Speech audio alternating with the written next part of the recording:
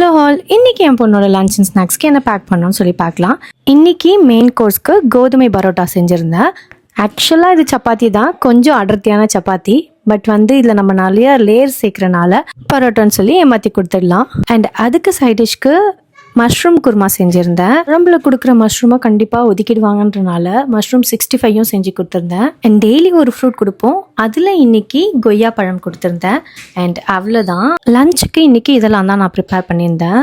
இப்போ நம்ம ஸ்நாக்ஸ்க்கு என்ன பேக் பண்ணோன்னு சொல்லி பார்க்கலாம். இன்றைக்கி நிறைய தானியங்கள், மொச்சக்கொட்டை, சுண்டல், கடலை, காராமணி, மொச்சக்கொட்டை இது எல்லாமே போட்டு மிக்சட் தானியம் தான் செஞ்சு கொடுத்துருந்தேன். இது எல்லாத்தையும் ஒரு 8 மணி நேரம் கிட்ட ஊற வச்சுட்டு இதுக்கு ஒரு தாளிப்பு, கொத்தமல்லி, இஞ்சி, பச்சை மிளகாய், பூண்டு இது மட்டும் போட்டு தாளித்து கொடுத்தா ரொம்பவே டேஸ்ட்டாக இருக்கும், ரொம்ப ஃபில்லிங்காகவும் இருக்கும். அண்ட் வாட் நாட், இது ரொம்பவே ஹெல்தி, நான் சொல்லவே தேவையில்லை, உங்களுக்கே தெரியும்.